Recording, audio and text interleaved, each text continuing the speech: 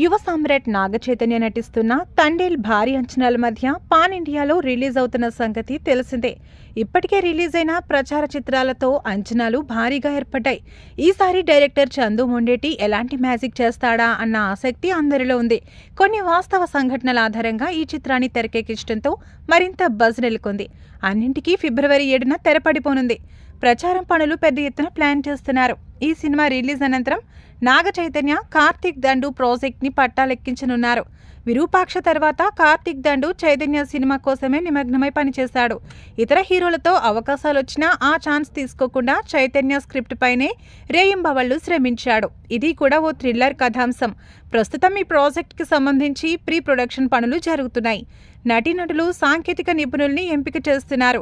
ఇంకా చైతన్యకి హీరోయిన్ ఎవరు అన్నది ఫిక్స్ అవ్వలేదు. స్టార్ హీరోయిన్ల పేర్లు వినిపిస్తున్నా ఇంకా ఖరారు కాలేదు. శ్రీలీల, మీనాక్షి చౌదరిలో ఎవరో ఒకరికి ఆ ఛాన్స్ దక్కుతుందనే బలమైన ప్రచారం జరుగుతోంది. అయితే విలన్గా మాత్రం బాలీవుడ్ యాక్టర్ని తెరపైకి తెస్తున్నారు. స్పర్శ్ శ్రీవాత్సవని సీన్లోకి తెస్తున్నారు. బాలిక వధు సీరియల్తో నార్త్లో ఫేమస్ అయ్యాడు. అటుపై లాపతా లేడీస్లోనూ నటించాడు. ఈ రెండు అతడికి మంచి గుర్తింపును తీసుకొచ్చాయి. దీంతో విలన్ పాత్రకు స్పర్శ్ శ్రీవాత్సవ్ పర్ఫెక్ట్గా సూట్ అవుతున్నాడట. త్వరలో లుక్ టెస్ట్ నిర్వహించనున్నారట. ఈ నేపథ్యంలో దర్శకుడి ఛాయిస్గా మారినట్లు తెలుస్తోంది. ఈ సినిమాకు వృషకర్మ అనే టైటిల్ పరిశీలనలో ఉంది. అలాగే ఈ చిత్రాన్ని 100 కోట్ల బడ్జెట్తో నిర్మించడానికి సన్నాహకాలు జరుగుతున్నాయట.